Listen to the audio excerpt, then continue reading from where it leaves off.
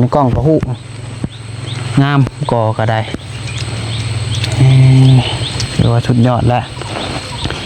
หลายคนเพิ่นก็ว่าโอ้สุดยอดหลาย 3-4 มื้อก็เฮือนนั่นสำว่าถ้าว่าใส่หลังคานี่ถือว่าอยู่ได้เลยได้นี่คะแนนว่าแบบบ่ได้เฮ็ดคักนะแบบตกแต่งอย่างนี้ปูพื้นแล้วก็ใส่หลังคานี่กันห่วยสำว่าอยู่ได้แล้วพี่น้องเอ้ยคะแนนแบบมันนั่นได้เฮ็ดเต็มที่เฮาว่าทิศหนึ่งนี่ห่วยอยากว่าแล้วเนาะทิศหนึ่งนี่นะคันมันบริทานั่นฐานนี่นะแต่นี่เฮาก็ชุดเตเล่งได้พี่น้องเอ้ยแต่ว่ามันก็มีอะไรเนาะเกะกะบางเทื่อมันบ่ท่วมบ่ทันกันได้บ่แม่นนี่ขึ้นมาได้บ่แหละกามเบิดอ่ะบ่ได้ก็อยู่หั่นก็ได้คนคันกามเบิ้นบ่เบิ้นตะโรกายตะกี้เลย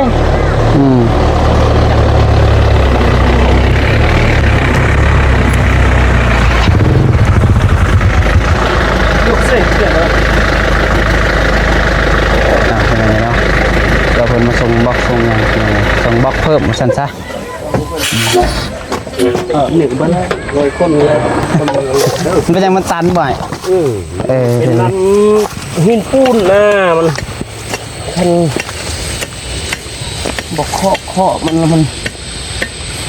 ทิ้งกันคอเนาะเป็นหินปูนหินมันแข็งเนาะที่มังเลยได้นี่มาแล้วก็สิเก็บผักมาแบบนี้มาโอ้ครับหมักทางนี้หมักจึงนึงบริจาคน้ำคือทางพูดเหรอโอ้อยู่แถวเซโปนเขาจอน้ำเป็นเท่าไร10,000 บาท 3-4 หมื่นน้องบอลน้ำธรรมชาติเลยสิ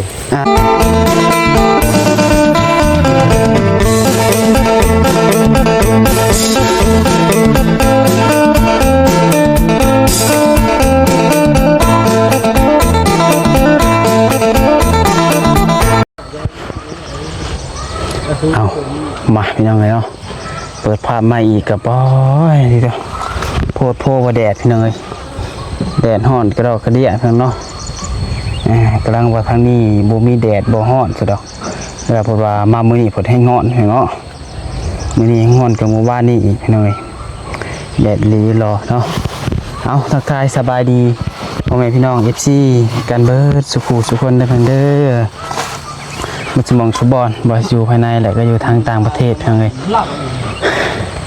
โอ้ยจากหอนพังเสียงหอบไปหน่อยพังเสียงเป็นกระดาษดันยางจุ่มสื่อกันยัง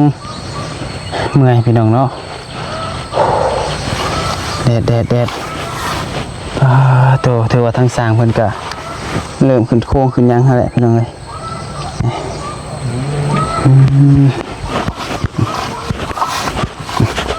ไม่สร้างเพิ่นผักบ่ไว้กันบ่ผักบ่คุณเฉลี่ยมีอะไรน้ำไม่เจียงให้ก็กินมาแซ่บบ่มันบ่มีเวียกเอาตัวนี้นะบ่มีอะไรแซ่บแล้วเลยจะไปไม่มาใส่นี่ไม่บ่พอโอ้เก็บตัวนั้นใส่ผลบ่มีตัวเหยียบไปเหยียบมาอีกเลยแต่ตัวมันเอาซื้อในนึงนะแต่มันสำคัญไม่อยู่พอแสดงจานตัวแรงบ่ได้แสดงสิได้ต่อนี่เนาะเพื่อเพิ่นไปสั่งอีกกันค่ำนะน้องทาไฟตัวนี้ไฟมาเจาะนี่ใช้คัน3 โมงนะพี่น้อง3 โมงปลายเราไปสั่งมากกับบริหาร6 โมงเพื่อไม้เครื่องทำยังมาแล้วผมจะมาส่งบล็อกส่งแบ็กบ่ก็เตียงเราสั่ง400ผมได้บล็อกกับประมาณ2เลยยันเห็ดห้องน้ำห้องครัวก็แล้วไปจักเนาะห้องครัวยันแล้วเลยนะขนาด400เนาะสั่งอะไรเหมือนสั่งหนึ่งเลยสั่งสั่งเดซิกี้ตั้งจ้าคือเพราะว่าตัว101เนี่ยนี่ก็ยังอยากพ่อแล้วนี่เนาะคันบ่พ่อก็แล้ว1นี่เนาะฟ้ายุ่งฮะพ่ออยู่เฉพาะตัวนี้เห็นได้ก็ยังไงแล้ว1พอละ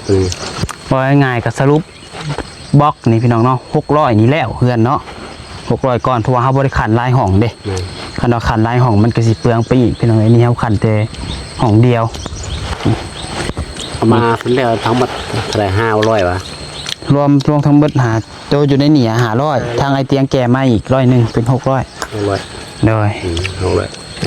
พวกเลยไปในหนึ่งนั่นแหละกว่าหมดเลยจะเต็มอีกในหนึ่งก็พอแล้วเนาะ คำบ่พ่อก็เล็กน้อยนะเนาะโอเคได้น้ำยังบ่มาบ่ น้ มันได้แปลงน้ำ ำสักปลา มันยังไปอัดชีดอยู่ มื้อนี้ ในลม มื้อนี้สักปลาหลายอย่าง จะเป็นไฟบ่หรือว่าไม้ เวียดตัวบ่เตือนเลยนะมื้อนี้ มื้อนี้เราบ่ได้เฮ็ดเวียก เลยคือมื้อวานนี่ฮะเต็มที่เนาะก่อก็จนนั้น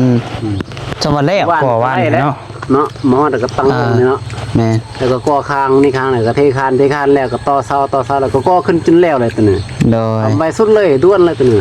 แม่นเพราะว่า ปลาแม่ FC พี่น้องเนาะบางคนเพิ่นแบบบ่เข้าใจนั่นนี่นะพี่น้องไปว่า คือความหมายที่ว่าเมื่อวานนี่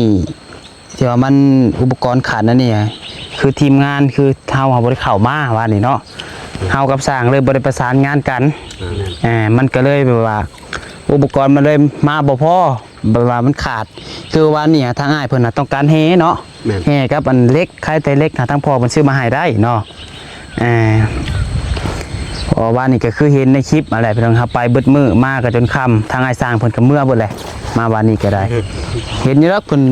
ก็มาเข้ามาเบิ่งอยู่เพิ่นว่าโอ้ยสร้างคือบ่ประสานงานกันจังซั่นจังซี่มันบ่มีภัยพิษหยังหรอกพี่น้องเนาะก็คอยไปนี่แหละเฮ้ย เร่งเต็มที่แล้วใกล้โค้งแล้วคันเร่งก่อนอีก เดี๋ยวมันสีรุดโค้งเนาะ คันเร่งก่อนอีกก็ใกล้โค้ง อันตรายเลยรุดโค้งนี่ จอยกันมาแล้วอีกได้กับมันรุดโค้งอ่ะ มีสันได้เยี่ยมมัดแหละจะตั้งแล้วใส่เกลือ แต่ก็ยอมรับว่าไวพี่น้องเนาะทางอ้ายเพิ่นนี่ไวสีไม้ลายมือนี่ก็โอ้คักละเอียดนะพี่น้องเอ้ยเบิ่งในกล้องก็ฮู้งามก็ได้ถือว่าสุดยอดแล้วหลายคนเพิ่นก็ว่าโอ้สุดยอดหลาย 3-4 มื้อก็เฮือนนั่นสำว่าถ้าว่าใส่หลังคานี่ถือว่าอยู่ได้เลยได้นี่คะแนนว่าแบบบ่ได้เฮ็ดคักนะแบบตกแต่งอย่างนี้ ปูพื้นแล้วก็ใส่หลังคานี่กันหวยสำว่าอยู่ได้แล้วพี่น้องเอ้ยคะแนนแบบมันนั่นได้เฮ็ดเต็มที่เฮาก็ทิศหนึ่งนี่หวยอยากว่าแล้วเนาะทิศหนึ่งนี่นะคันมันบริฐานนั่นฐานนี่นี่นะแต่นี่เฮาก็ชุดเตเล่งได้พี่น้องเอ้ยแต่ว่ามันก็มีแล้วเนาะเกะกะบางเทื่อมันบ่ท่วมบ่ทันกันนั่นแหละผักไปนำ กดดันตัวเองหลายจังสิเป็นวินแดดนอนซ้ำ 3 โมงแล้วยังฮ้อนแถว แม่ เป็นไงพัดใต้ปีใต้ ปืนอยู่กูก็ได้เนาะ ปล่อยยิงเจ็ดเดือนใหม่บ่ได้อยู่เนาะโอ้ย พัดใต้ย้อนยังใต้ย้อนซอพอน ตายย้อนเฮ็ดเดือนเช้าพรผู้แห้งติ ว่าติเฮ้ยเมื่อยก็พักเช้าได้เหมือนสิ เด้งตัวเองหลายหวยบ่เป็นได้ เป็นช่วงซอ น้อยคือเพิ่นน้อยคือเพิ่นเว้าซอยหมูโตตาย เด็กซอยหมูหลายโตตายซ้ำบ่แห้งอีกเอ้ย โอ้ยต้นซอพอนตัวเองตายเขา อย่างชาวพ่อนบ่มีเงินอยู่เฮ็ดไปเฮ็ดมาตัวเองตายซ้ำ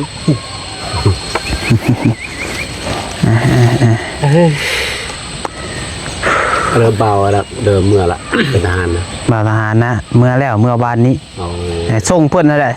มาส่งเพิ่นกับสปิน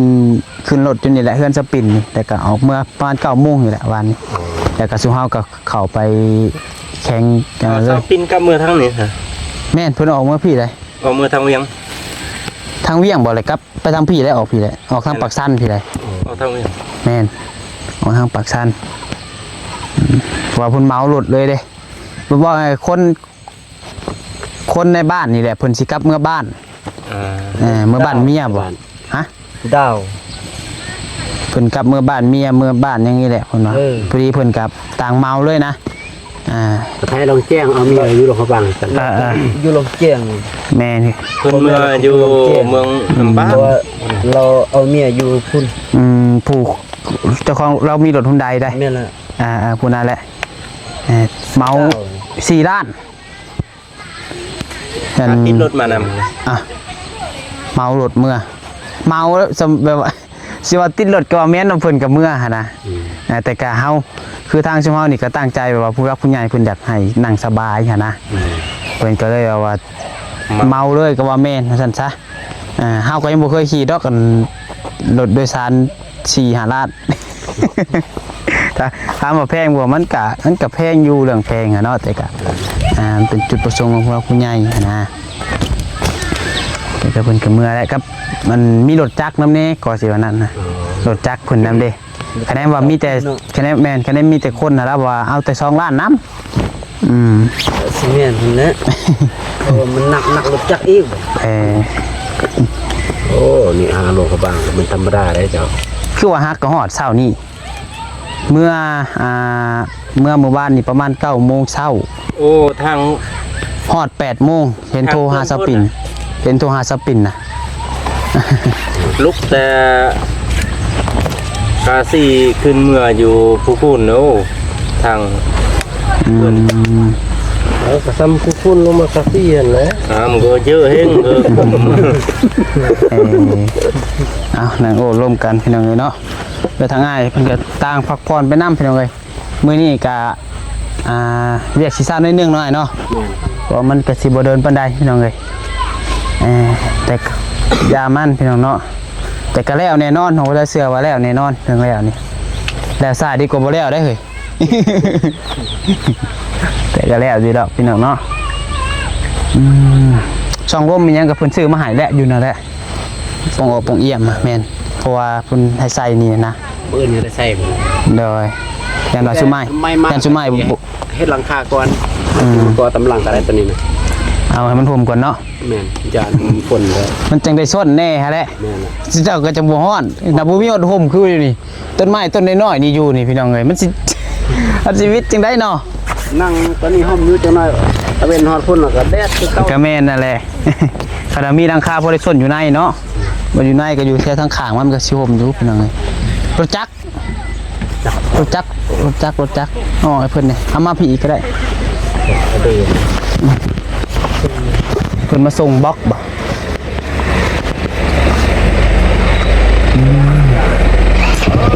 ตัวอีกบล็อกมาอีกแล้วเนาะ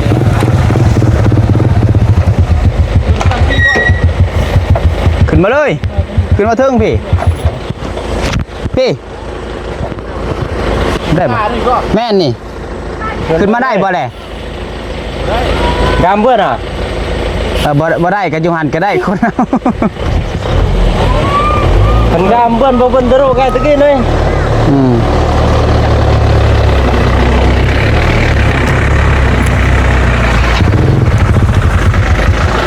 ลูกเสกเกิดแล้วเป็นไงเนาะเราเพิ่นมาส่งบล็อกส่งหยังส่งบล็อกเพิ่มมาซั่นซะนี่ก็บ่ได้100 คนเลยคนเด้อไปเบิ่งเราแปลงน้ำก่อน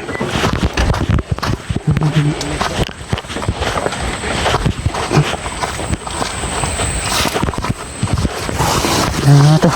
มันทางน้ำมากเนาะมันก็สะดวกสบายแบบหนึ่งที่ว่าห้ามบริเจาะอะไรอย่างมันไหลลงมาตามภูตามผานะพี่น้องเลยแต่ว่าหกแห้งอันตรายด้วยนี่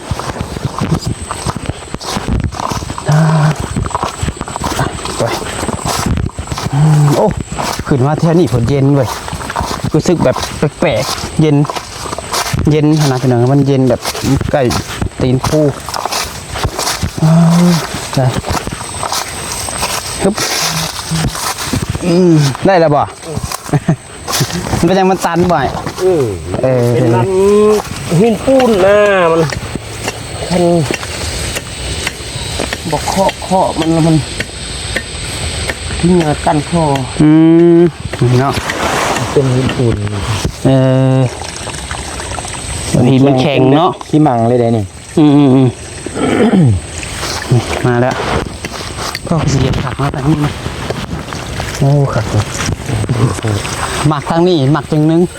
บริจาคน้ำคือทางพูดเหรอโอ้ยอยู่แถวเซโปนเขาจอน้ำเป็นเท่าไร10,000 บาท 3-4 หมื่นน้องบอลน้ำธรรมชาติเลยสิบูมี่อยู่ทางพูดโอ้หานบางบอลถือแบบบอลบูมี่น้ำเจ้าน้ำยากนี่กัน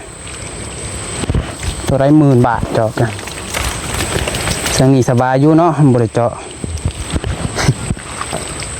น้ำกระไซคักเลยพี่น้องเอ้ยว้าวกินก็ได้บ่นี่เคยกินอยู่บ่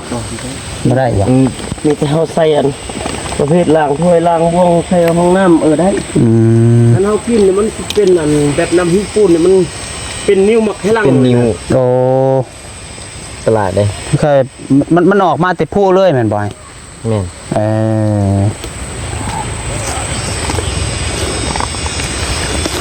โอ้ยขึ้นมาแถวนี้ก็สิเย็นๆกว่าจุหันวะอยู่หันฮ้อนแห้งพี่น้องโอ้ห่วยเลยบ่นี่เป็นห่วยบ่ แม่น เป็นห่วยเป็นคลองบ่ เป็นห้วยตัวนี้แหละตัวเฮาโตนี่ อืม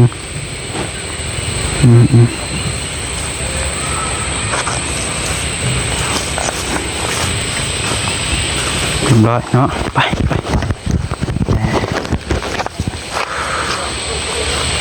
สัญญาณนี่คือว่าได้เนี่ยสัญญาณไฟบ่มาเดี๋ยวก็คือแล้วรถเนาะโอ้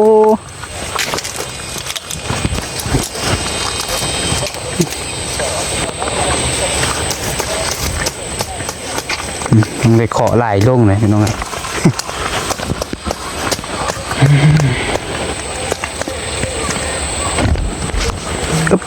โอ้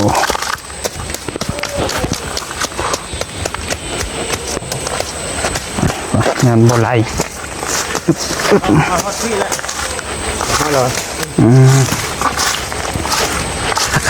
คักนี่แหละพี่น้องธรรมชาติบ้านเฮา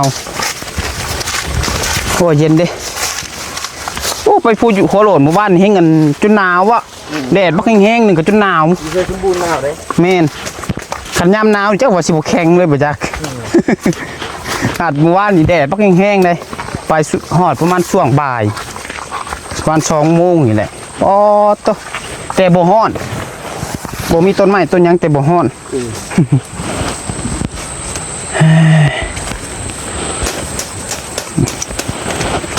น้ำคันทอใหญ่ก็แห้งกว่านี้บ่ คันโทนี่คันตัวนี้นี่ได้เลยคันตัวนี้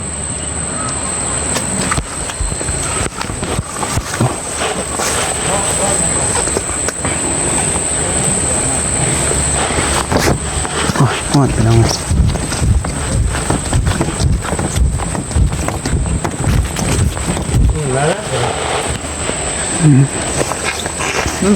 ไหลตลอด24 ชั่วโมงเลยพี่น้องไอ้บ่ได้มีปิดมีปัดเลยนี่ โอ้ย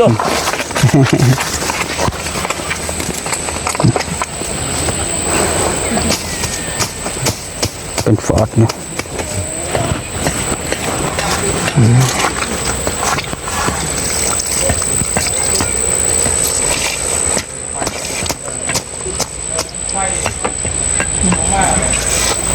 เนี่ยขางลาย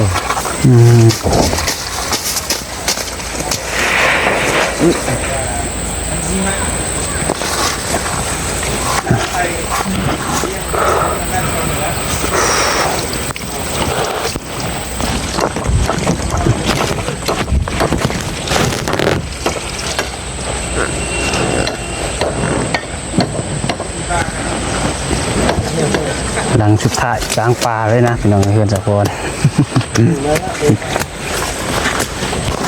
เรียบร้อยไว้จักจ้า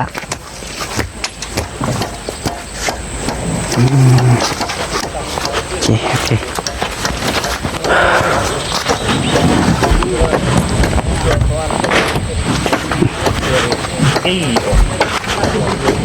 บุญกำค่า ยังเนาะเดี๋ยวมันสั่งไว้400 ก้อนยังเนาะ กันช่วยคนวิ่งกำค่าเด้อ แต่ว่าอุปกรณ์นี่เขามาเพิ่มเรื่อยๆเนาะมีทางไอเตียงเพิ่นว่ายังสิไปสั่งใหม่สั่งหยังไม่อีกอยู่พี่น้องเอ้ย ทะเลกดเรียบดีอยู่ก่อน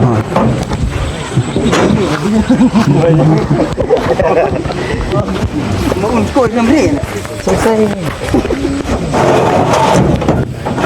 มันกดน้ำเลือกบูชบ่กดน้ำเลือกเรื่องอะไรแล้ว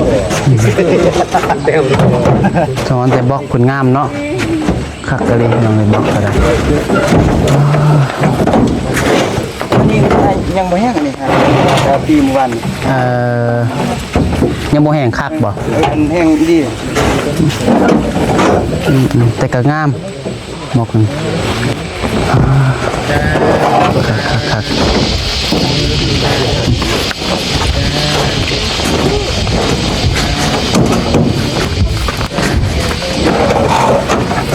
400ก้อนเนาะอ๋อคือสีแล้วคุณครัวพุ่นแหละบัดนี้พี่น้องเอ้ย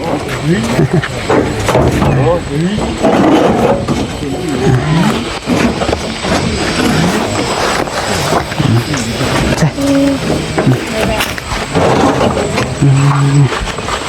ไม่เจอใช่ว่าวันลูกสาวว่าไปร่วมบ่ บ่ไปนั้นสักเขาให้ ฮะ สักเขาให้ อ๋อคือเราไปร่วม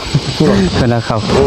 ไปร่วมเนี่ยว่าผัดส่งเอกสารทางโทรศัพท์แล้ว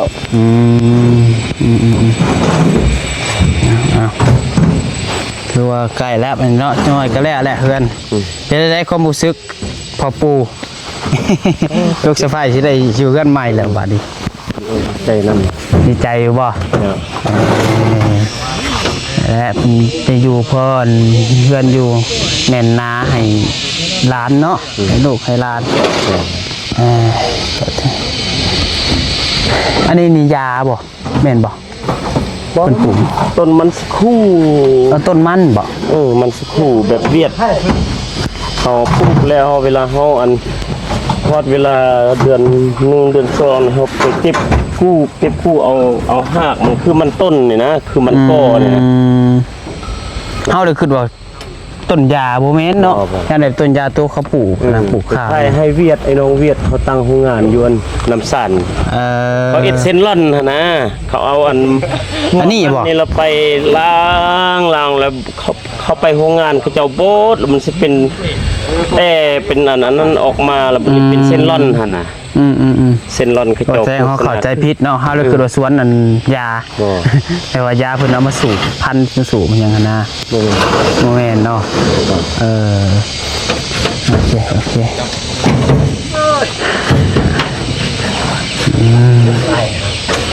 และอีกเกินทิศหนึ่งก็จะว่าได้อยู่จักเนาะไปตัวเป็นคนบอกคนยังพี่น้องเนาะเอาโอเคสำหรับพี่น้องเลยสำหรับคลิปนี้ทางน้องปัดไซก็สิขอจบคลิปปิดคลิปไปเพียงเท่านี้ก่อนเด้อพี่น้องนะออนไลน์พี่น้องเลยทางใดก็ฝากพี่น้องเป็นกำลังใจทางน้องปัดไซและก็ทางทีมงานเนี่ยเนาะโดยสำหรับคลิปนี้ไปแล้วอยู่ดีมีแห้งบดสกูสุคนขอบคุณพ่อแม่ป้าลุง FC ที่เข้ามาให้กำลังใจโดยตลอดมาพี่น้องทางมีผู้รักผู้ใหญ่สมทบกันยินดีนะเนาะตอนนี้ก็ยังขาดหลายอย่างอยู่เนาะพี่น้องโดยไปสบายดีพี่น้องบาย